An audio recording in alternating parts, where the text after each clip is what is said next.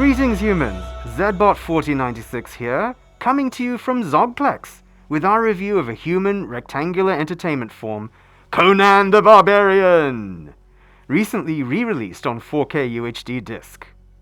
Now up front, we need to be clear that this is a silly movie. Deliberately so. The movie tells us this in the title, in the opening montage, the declaration of the riddle of steel as its central theme, and does not stop telling us this for most of the runtime. Except when the film decides to be more than a silly movie. You see, someone threaded a more viscerally riveting film into the narrative that delivers a giant mallet to the head finale. Yes, it is still the familiar hero's journey story, set during the fantasy age of swords and sorcery. However, before we get too deep into it, and it is actually deeper than it looks, we must first share some context. Originally released in theaters in 1982, Conan the Barbarian was the cinematic debut of a long-running pulp magazine serial story created by Robert E. Howard, originally appearing in 1932. The film has been released in numerous home video formats since, which is in fact how we originally gathered this dataset. But the film only recently was released in the film-like 4K format on UHD disc in January 2024. The film is digitally restored in 4K HDR, making it come to life, and has an immersive new Atmos soundtrack. This work was commissioned not by Universal Pictures for its own distribution, but by Arrow Video, a boutique label with seemingly exclusive distribution rights for the studio for this 4K version. The film is not available through digital distribution in 4K, either from streaming video providers such as Apple's iTunes or Vudu, or on the high-fidelity download provider Kaleidoscape. Oh, yes. Let's see if we can get you back into your spot. Catbot. Okay, stay. Pettings. The film is only on disc, at least for now, and as a consequence, there is no 4K digital code in the package. But that is okay. The disc is a wonder to behold.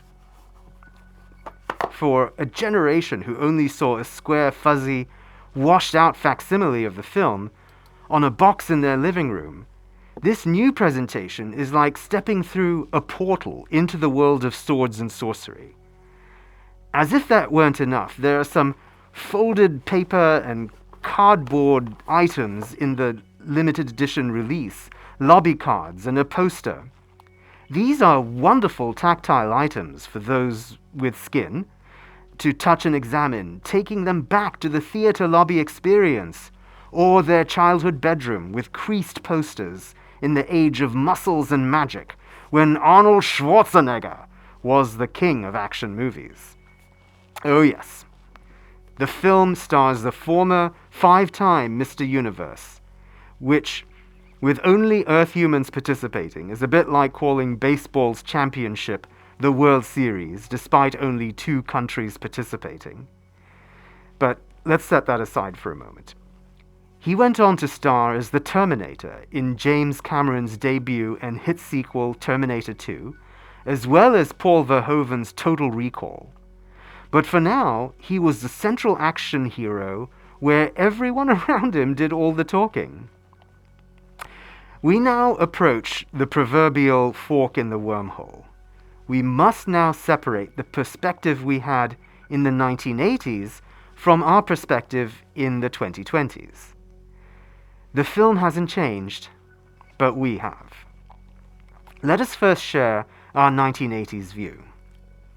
The short version is that this is a technically great and standout action movie for its time, but time has not been kind to the Barbarian. Let's unpack that a bit. Conan the Barbarian was written and directed by John Milius, who previously brought us the epic drama The Wind and the Lion.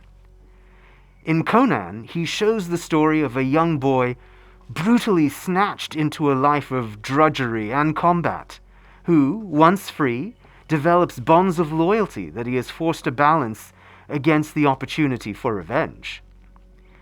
Milius has literal pulp fiction to work with, but also the timeless elements of loyalty, chivalry, and spectacle to show, not tell, a lavish and expansive story. Schwarzenegger, early in his career, was nonetheless perfect to play the quiet yet earnest Conan with a kind of charismatic goofiness that, for the most part, works in an endearing way despite his imposing physique. Opposite Conan is Thulsa Doom, part sorcerer, part cult leader, played with absolute relish and command by Darth Vader himself, James Earl Jones. The matchup is pitch perfect. Both actors bring spectacle and credibility to their roles, measuring the power of belief against the ability to hone coveted skills and develop oneself. The film operates as an engaging action movie as well as a surprisingly meaningful drama, leading to a third act that shocks on multiple levels, breaking rules and earning its R rating with sexuality, extreme violence, and even cannibalism. Pounding these visuals to life is the other star of the film, the soundtrack by Basil Poledouris. Positively medieval in soaring orchestral themes, tracks like the Anvil of Crom hit with extreme intensity, setting the audience to rally to Conan's cause. Every beat in Conan's journey is punctuated by this rousing score, another magical element that helps the film rise above its pulpy origins. The film has enjoyed a lasting impact on its audience.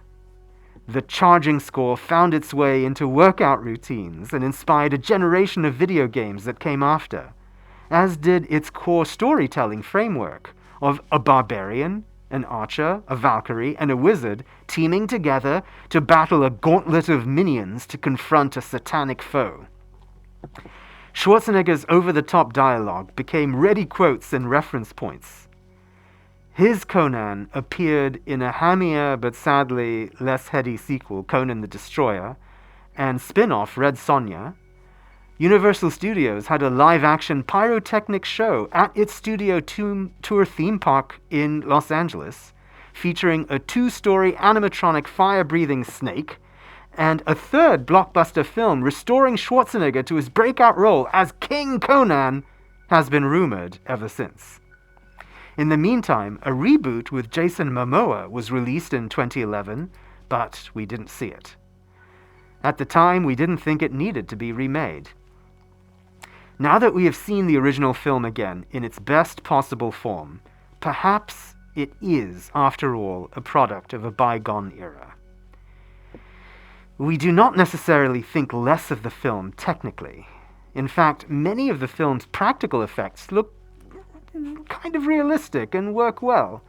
Of course, a couple of creature effects featuring Conan still appear stilted, but at the same time, Schwarzenegger puts in enough gusto to keep it entertaining. Now, instead, the film doesn't age well in the presentation of attitudes. The film shapes Conan as a product of his times and environment, but in seeing the film again after decades, it seems the filmmakers let Conan and themselves off the hook a bit too. While a slave, Conan is bred to the finest stock, where he is presented in his cage with a woman who is visibly scared of him. He first comforts her and covers her up, but the framing of the transition at the end of the scene implies that they do indeed have sex. Also, when asked what is good in life, his answer ends with him relishing the so-called lamentation of the women. Later, when no longer a slave but drunk in the town, he shouts a derogatory term at a pair of prostitutes, and then he punches a camel. And late in Act 2, he cracks a joke at the expense of a henchman who is attracted to him.